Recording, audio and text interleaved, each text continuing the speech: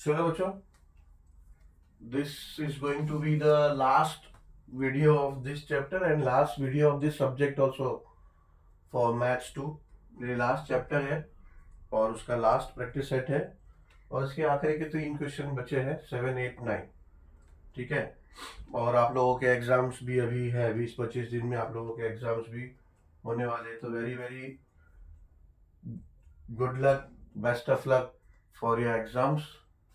ठीक है, and then after that आप लोग 10th में प्रमोट हो गए सब लोग। तो 10th का अभी जो 9th से अभी जो 10th का जो बीच का वैकेशन का समय है, that is not vacation for entertaining. 9th और 10th के बीच में जो वैकेशन होता है वो वैकेशन एंटरटेनिंग के लिए नहीं है। तो आप लोगों का जैसे ही एग्जाम्स हो जाता है 9th का, start preparing for 10th and you will find the syllabus of maths of 10th for 10th। और अगर आप देखोगे तो आप लोगों को चैनल पे अवेलेबल होगा।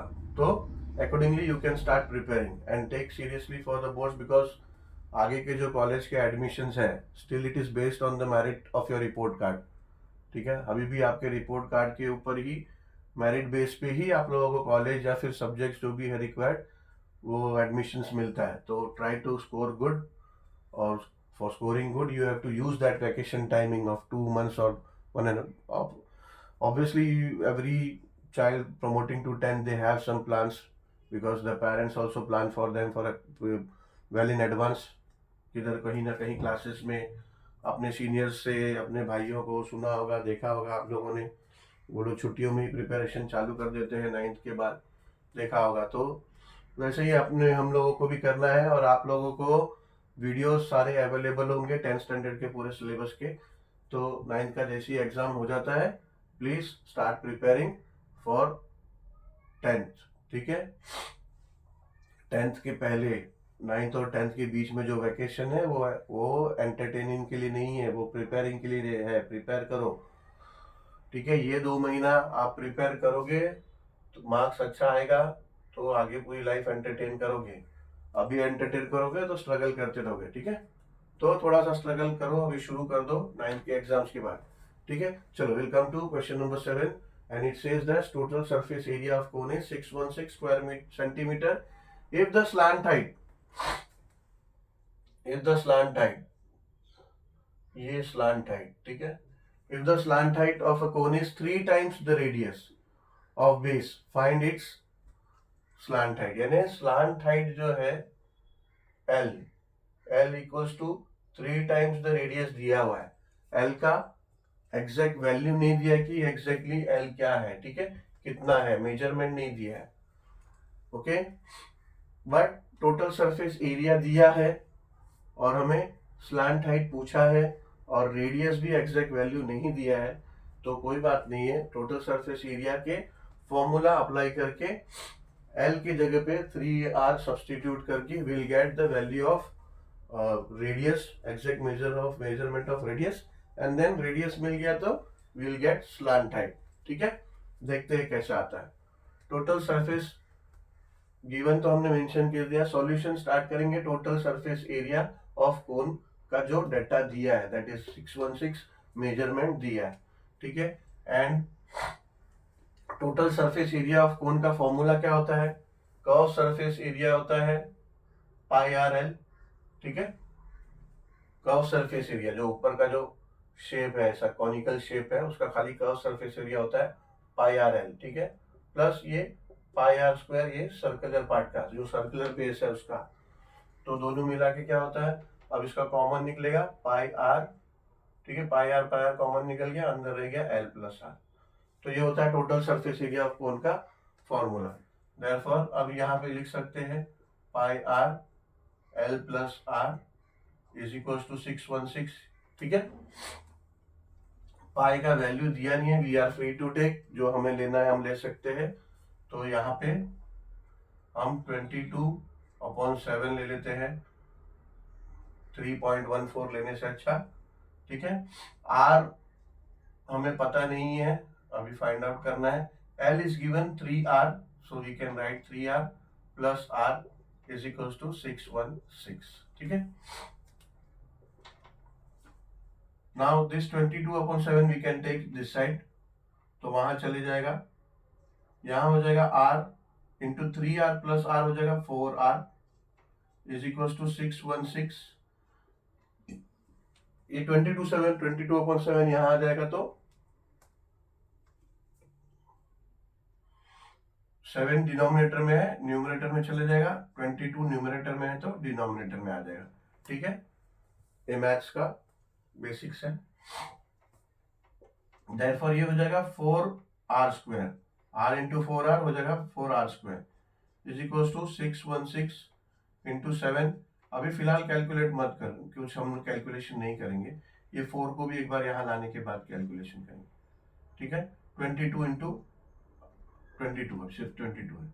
अब नेक्स्ट स्टेप में ये 4 भी यहाँ ले लेते हैं, देयरफॉर ये r² is equal to 616 into 7 upon 22। अब ये जो 4 था ये भी यहाँ ले लेंगे, तो हो जाएगा 4। ठीक है, अब इसलिए कि इसको 4 से रिड्यूस करेंगे पहले हम लोग। ठीक है, 616 को, therefore r² is equal to 4 से रिड्यूस करेंगे तो ये हो जाएगा 4 1 जा 4, 2 बचा 21 हो गया, 4 5 जा 21 बचा 16 हो गया, 4 जा। ठीक है, हमारे पास बचा क्या यहाँ पे बचा 154 इंटू 7 अपॉन 22 इंटू 1। ठीक है, ओ इंटू 1 छोड़ दो, 22 इंटू 1 22 हो गया, ये 22 रखते हैं। अब 154 है ना, 11 के टेबल में आता है, 11 14 जा, और ये 22 11 के टेबल में आता है, तो हम क्या करेंगे 11 2 जा एंड 11 14 जा। ठीक है, अभी ये 2 है, 2 1 जा हो जाएगा एंड 2 7 जा हो जाएगा। ठीक है, तो बचा क्या हमारे पास 7 इंटू 7, 7 इंटू 7 हो जाएगा 49।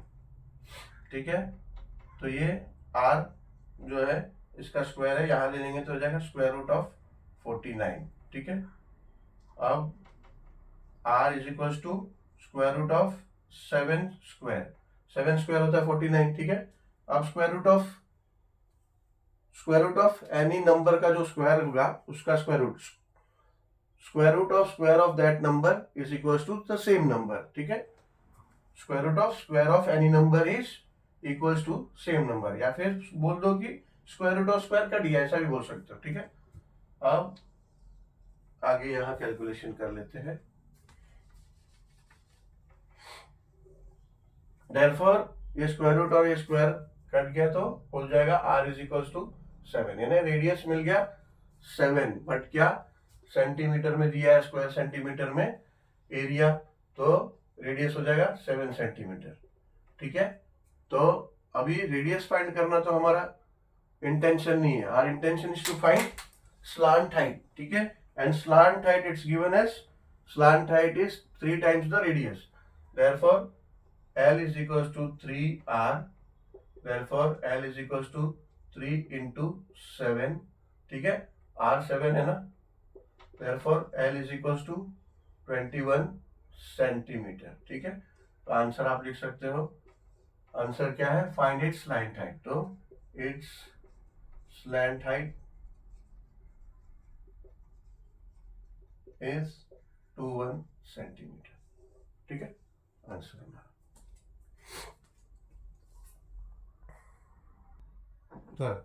सॉल्व करते हैं क्वेश्चन नंबर 8। ठीक है, और क्वेश्चन नंबर 8 क्या बोल रहा है कि the inner diameter of a well is 4.20 metre. ठीक है, inner diameter of a well, यानी एक वेल है, कुआं। ठीक है, उसका इनर डायमीटर है 4.20 मीटर। ठीक है, एक ऐसा ये इमेजिन करो कि ये कुआं है और उसका डायमीटर, ठीक है, यहाँ से यहाँ ये जो डायमीटर है, ठीक है, लगभग इधर सेंटर हम कंसिडर करते हैं, तो ये जो डायमीटर है d is equals to 4.2 metres है। ठीक है, and its depth is 10 metre. Depth यानी गहराई, तो गहराई क्या होता है, ऊपर से यहाँ तक जो बॉटम तक होता है उसका स्पेस, वो जो है वो गहराई होता है। तो ये गहराई है क्या, नथिंग एल्स बट हाइट। ठीक है ना, गहराई है मतलब ये हाइट है, ठीक है। तो ये हाइट दिया है 10 मीटर, ठीक है। यहाँ पे लैंग्वेज वो यूज किया है डेप्थ, और डेप्थ का मतलब इसका हाइट ही हो गया, ठीक है। अब ये आप इसको ध्यान से देखोगे, ये कुआं है, वेल, तो वेल ये कौन से शेप का है, सिलेंडर शेप, सिलेंडर शेप का ये वेल है। Nowhere it is mention cylinder, तो आप फॉर्मूला किसका यूज करोगे, you can imagine the shape as, because the shape is cylindrical. कुआं आप लोगों ने देखा होगा, तो कुएं को आप देखोगे तो इट इज सिलेंड्रिकल शेप, तो you will use the formula of cylinder. Now अभी हमारे पास डायमीटर है, डायमीटर की मदद से हमें रेडियस मिल जाएगा, रेडियस है और हाइट है, ठीक है। क्वेश्चन क्या है, find the inner surface area of the well. Inner surface of area of the well, inner surface area यानी कर्व सरफेस एरिया जो है सिलेंडर का, वो फॉर्मूला अप्लाई करोगे, 2 पाई आर एच है ना। Curve surface area of cylinder क्या है, 2 पाई आर एच। पाई यहाँ दिया नहीं है, क्या कंसिडर करना है, तो आप 222/7 या 3.14 आपके हिसाब से ले सकते हो। आर और एच ये डायमीटर की मदद से रेडियस मिल गया, और हाइट, तो हमको इनर सरफेस एरिया मिल जाएगा। बट आगे क्वेश्चन क्या है, find the cost of plastering it from inside eight the rate of ₹52 पर स्क्वायर मीटर। ऑब्वियसली अगर आपका इनर सरफेस एरिया मिल गया आपको, तो अगर 52 रुपीज पर स्क्वायर सेंटीमीटर, सॉरी 52 रुपीज पर स्क्वायर मीटर से अगर वो रेट ले रहा है अंदर से प्लास्टरिंग करने का, सीमेंट से या फिर जिससे भी प्लास्टिक रिंग कर रहा होगा, 52 रुपीज पर स्क्वायर मीटर का है, तो जो भी सरफेस एरिया आएगा, कर्व सरफेस एरिया जो भी हमारा आएगा, उससे मल्टीप्लाई करोगे तो टोटल उसका कॉस्ट मिल जाएगा, वही फाइंड करना है, ठीक है। देखो स्टार्ट करते हैं। पहले तो गिवन में क्या है, गिवन में है diameter, diameter is equals to d is equals to 4.2 m, ठीक है। Therefore radius is equals to r is equals to 1 upon d is equals to 1 upon 2d is equals to 1 upon 2, 4.2 is equals to 2.10 metre, ठीक है। ये आपका radius आ गया। और आगे हम लोग surface area, inner surface area question पूछा है, find the inner surface area, तो inner surface area of well is equals to curve surface area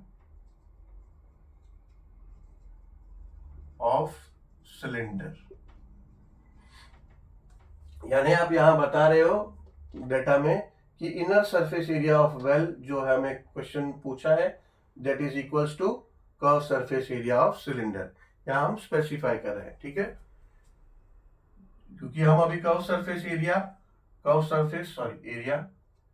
cylinder का फॉर्मूला हम यहाँ पे अभी यूज करेंगे। तो कैसे यूज किया, तो हमने जो इमेजिन किया कि ये जो वेल है वो सिलिंड्रिकल शेप है, इसीलिए inner surface area of well के लिए curve surface area of cylinder लेंगे, ऐसा हम उनको बता रहे हैं, ठीक है। अभी solution, curve surface area of cylinder is equals to 2 pi RH, 2 pi RH, ठीक है। therefore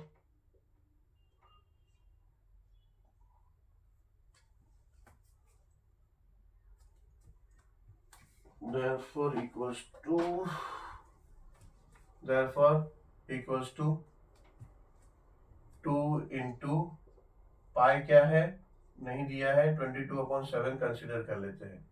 रेडियस हमने अभी फाइंड किया 2.10, ठीक है। हाइट 10 मीटर हमें दिया है, यहाँ हमने हाइट का मेंशन नहीं किया, ठीक है, तो यहाँ लिख देते हैं, यहाँ हमें पहले लिखना होगा height, height is equals to h is equals to depth is equals to 10 metres. ठीक है, यहाँ लिखना होगा। अब हम सॉल्यूशन स्टार्ट करते हैं। सॉल्यूशन, कर्व सरफेस एरिया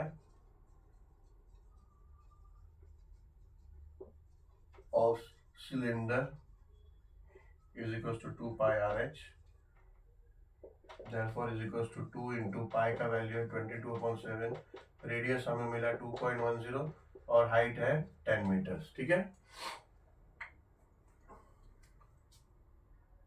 अभी ये देखो, ये 2.1 है ना, पॉइंट है, बट इधर 10 है। 2.1 इंटू 10 क्या हो जाता है? 21। तो you can write as 2 into 22 into 21। ठीक है, यहाँ पे ये 7 है। ये 2.1 इंटू 10 हो गया 21। अब ये रिड्यूस हो जाएगा 7 1 सा एंड 7 3 सा। ठीक है, तो हो जाएगा इक्वल्स टू, क्या क्या बचा हमारा? 2 इंटू 22 इंटू 3, यही बचा ना? यस, यही बचा। अब क्या करेंगे? 3 इंटू 22 क्या हो जाता है? 66। 3 इंटू 22 66 हो जाता है, और 2 इंटू 66 हो जाएगा 132। ये देखो, 2 6 12 और 2 6 12, 132। ठीक है, तो हो जाएगा 132। 132 क्या है ये? 1232 क्या मिला हमें? कर्व सरफेस एरिया, एरिया मिला, तो it will be square metre. ठीक है, स्क्वायर मीटर। स्क्वायर मीटर में मीटर मीटर दिया है ना, डेप्थ दिया है मीटर में और डायमीटर दिया है मीटर में, तो एरिया स्क्वायर मीटर में होगा। ठीक है, तो ये तो हमें कर्व सरफेस एरिया मिल गया, बट हमें फाइंड क्या करना है? Plastering cost. ठीक है, तो प्लास्टरिंग कॉस्ट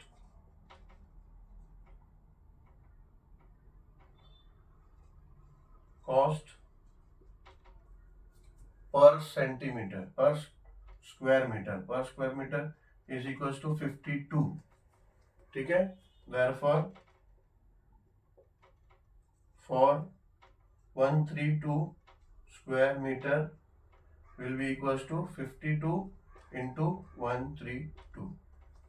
ठीक है, 52 इंटू 132 करेंगे तो हमें टोटल एरिया का प्लास्टरिंग कॉस्ट मिल जाएगा। यहाँ पे रफ में मल्टीप्लाई कर लेते हैं। 2 2 ज़ा 4, 2 3 ज़ा 6, 2 1 ज़ा 2, 5 2 ज़ा 10, 5 3 ज़ा 15 एंड 1 16, 5 1 ज़ा 5 एंड 1 6, हो जाएगा 4 6 8 6। ठीक है, 6 8 6 4, तो ये हो जाएगा इक्वल्स टू 6864 रुपीस। ठीक है, टोटल 52 के रेट से 132 स्क्वायर मीटर का हो जाएगा 6864 रुपीस। इधर आंसर लिख सकते हैं। Answer, the cost of plastering the well from inside will be 6864 rupees। ठीक है,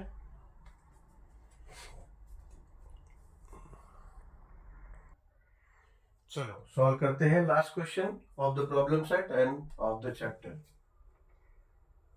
ठीक है, क्वेश्चन इस तरह का क्वेश्चन प्रॉब्लम सेट नंबर 9 का सबसे फर्स्ट क्वेश्चन जो था इस तरह का ही था। Only the thing is that थोड़ा सा डिफरेंस है कि इसमें एडिशनल छोटा सा एक स्टेप है। ठीक है, क्वेश्चन आप रीड करेंगे, सॉल्व करेंगे तो आपको ध्यान में आ जाएगा।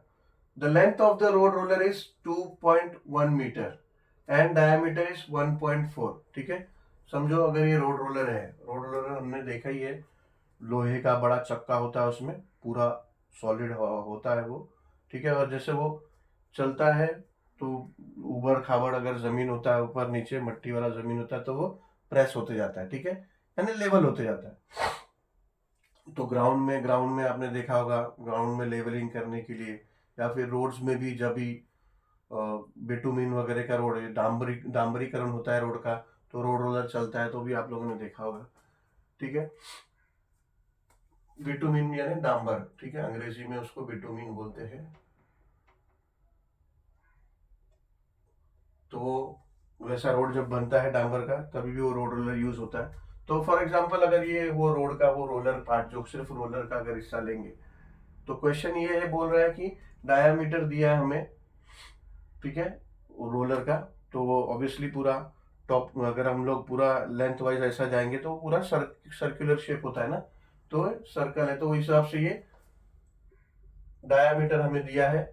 और लेंथ बोला है, लेंथ बोला है 2.1, ठीक है। तो जो लेंथ है वो क्या एग्जैक्टली होगा यहाँ पे, ये जो हाइट है उसका ना, ये जो हाइट है सिलेंडर, अगर हम आप इसको ऐसा खड़ा करेंगे, ऐसा सिलेंडर, यही जो रोड रोलर अगर उसको ऐसा स्टैंडिंग वर्टिकली खड़ा करेंगे तो that will become your height. तो जो लेंथ है वो हाइट ही है basically. So for levelling a ground 500 rotation of road roller were required. तो जो पूरा ग्राउंड जो लेवल करना था, पूरा ग्राउंड लेवल करने के लिए 500 रोटेशन मूव होगा वो रोलर, ठीक है। तो how much area of ground was level by road roller, अगर 500 रोटेशन करेगा तो कितना एरिया कवर करेगा। ऑब्वियसली आप क्या करोगे, जो कर्व सरफेस एरिया लोगे, टोटल सरफेस नहीं लोगे, क्योंकि जो कर्व सरफेस है यही घूमता जाएगा तो प्रेस होता जाएगा ना।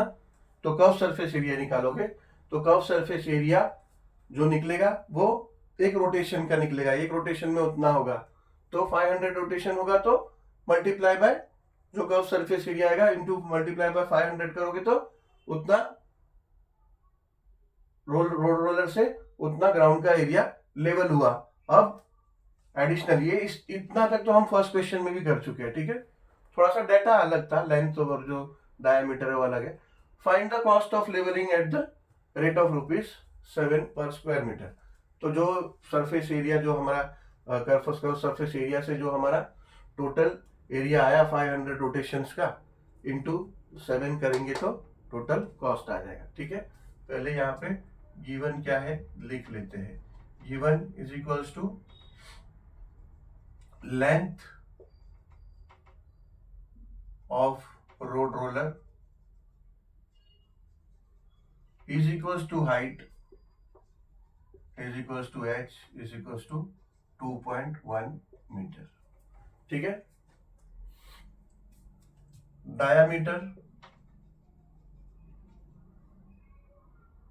is equals to 1 point नहीं is equals to d is equals to 1.4 metre, ठीक है। therefore radius is equals to r is equals to 1/2 of diameter is equals to 1/2 of 1.4 is equals to 0.7 metre, ठीक है। ये समझ में आया। Shortly मैंने बता दिया कि रेडियस को हम r कंसिडर करने वाले हैं which will be equals to 1/2 of diameter d, यहाँ पे diameter दे दिया था d is equals to 1.4, तो is equals to 1/2 into 1.4 which will be equals to 0.7 metre, ठीक है। So now solution.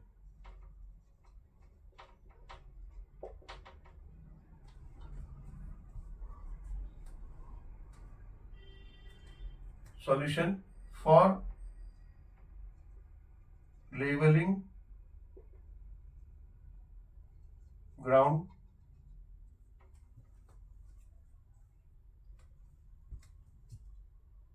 road roller have to be rotated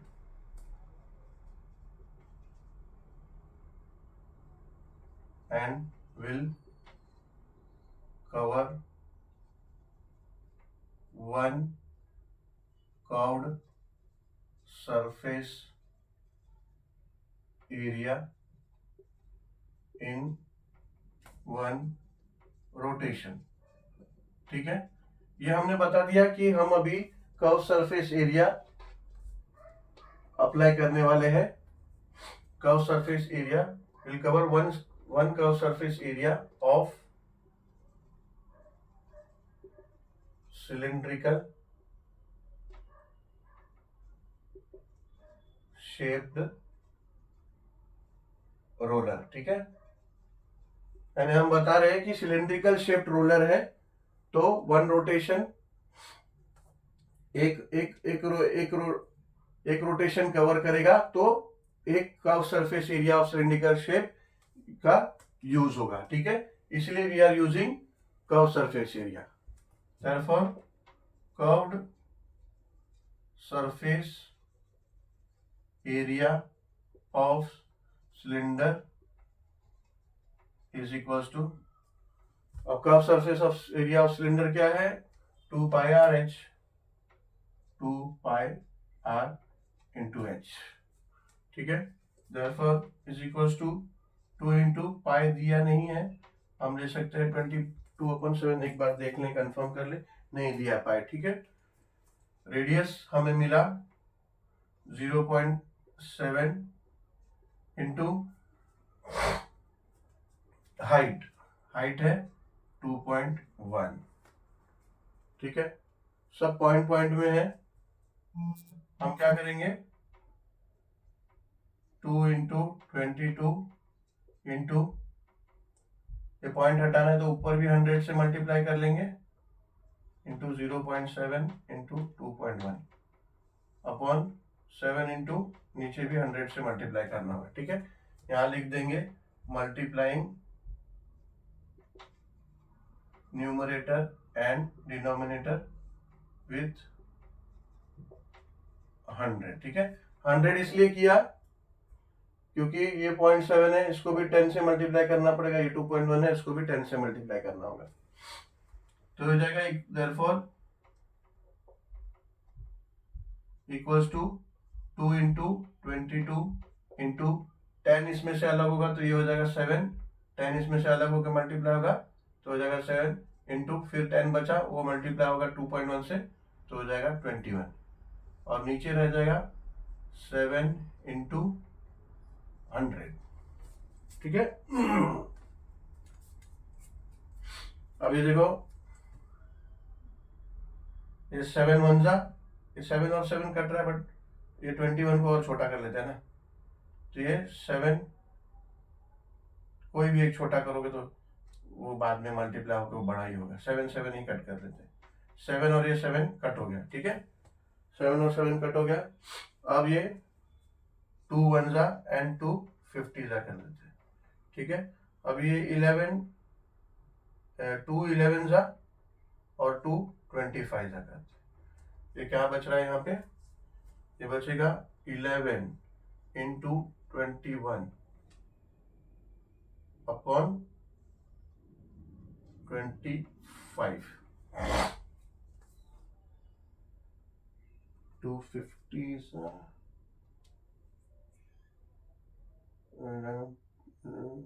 211 yes, ठीक है। अब 21 11 जा 21 10 जा होता है 210, 231 231 हो जाएगा अपॉन 25,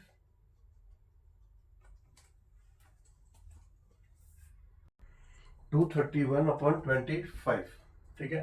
इसको यहाँ डिवाइड करेंगे, 231 डिवाइड बाय 25, 25 9 सा होगा 225, 31 में से 25 गया तो 6, अब 6 तो 25 के टेबल में नहीं आएगा तो 0 लेंगे, पर यहाँ पॉइंट लेना होगा, ठीक है। फिर 25 2 जा 50, तो ये हो गया 10 10 एक 0 ले लिया तो हो गया 4 जा 100, 25 4 जा 100, तो ये आ गया रिमाइंडर 0, तो ये हो जाएगा इक्वल्स टू 9.24, ठीक है। 9.24 क्या आया, कर्व सरफेस एरिया आया,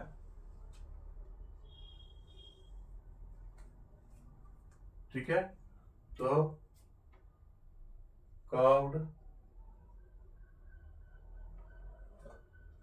surface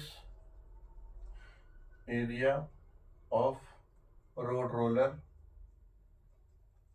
is equals to 9.24 square metre, surface area है ना, तो ये आ गया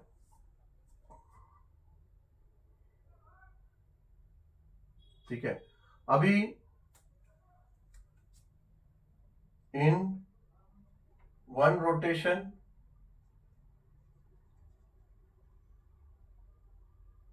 road roller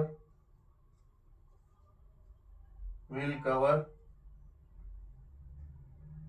9.24 square meter. ठीक है, therefore for 500 rotations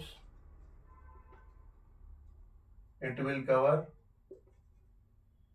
label, ठीक है, it will label 9.24 into 500, ठीक है, 500 rotations, तो 9.24 into 500. अभी हम लोग क्या करते हैं, ये पॉइंट को हटा देते हैं, therefore equals to 9.24 को into 100 into 5 लिख देते हैं, 500 को into 100 into 5 लिख सकते हैं ना, ठीक है, तो ये हो जाएगा 924 into 5, 924 into 5 कर लेते हैं मल्टीप्लाई, तो हो जाएगा 924 into 5, 5 4 जा 20, 5 2 जा 10 and 2 12, 5 9 जा 45 और ये 46, तो हो जाएगा 4620, 4620, ठीक है, तो 500 रोटेशन में 4620 स्क्वायर मीटर इतना लेवल हो जाएगा, ठीक है। अब वो बोल रहे हैं कि find the cost of levelling at rate of ₹7, so at rate of 7 per square metre total cost of leveling will be 7 into 4620 square metre, ठीक है, तो अब क्या करेंगे, 4620 को 7 से मल्टीप्लाई करेंगे, 4620 into 7, ये हमने सही तो कर दिया था ना, क्योंकि मिटा दिया था, फिर याद रख के 924 into 5, 5 2 जा 5 4 जा 20, 5 2 जा 10 2 46, yes 4620, 7 0 जा 0, 7 2 जा 14, 7 6 जा 42, 143, 7 4 जा 28 और 4 32, so 3240 rupees, so is equals to 32340 rupees. 7 0 जा 0, 7 2 जा 14, 7 4 6 जा 42 and 143, 7 4 जा 28 and 4 32, yes 32340 rupees, so that will be your final answer, ठीक है, तो this is our final answer. Answer आप फ्रेम कर सकते हो, लिख सकते हो answer, the cost of levelling, the cost of levelling at 7 rupees per square meter will be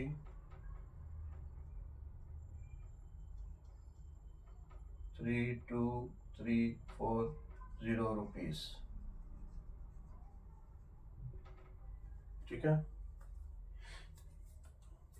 चलो इसी के साथ हमारा ये चैप्टर, ये प्रॉब्लम सेट और 9th स्टैंडर्ड के मैथ्स 2 का पूरा सिलेबस ही हो गया, and shortly you are going to have your exams of second terms, तो best of luck and thank you very much for watching this video, and please don't forget that after exams start preparing for your 10th, and you will find all the videos for maths for 10th standard in our channel, ठीक है, चलो thank you very much.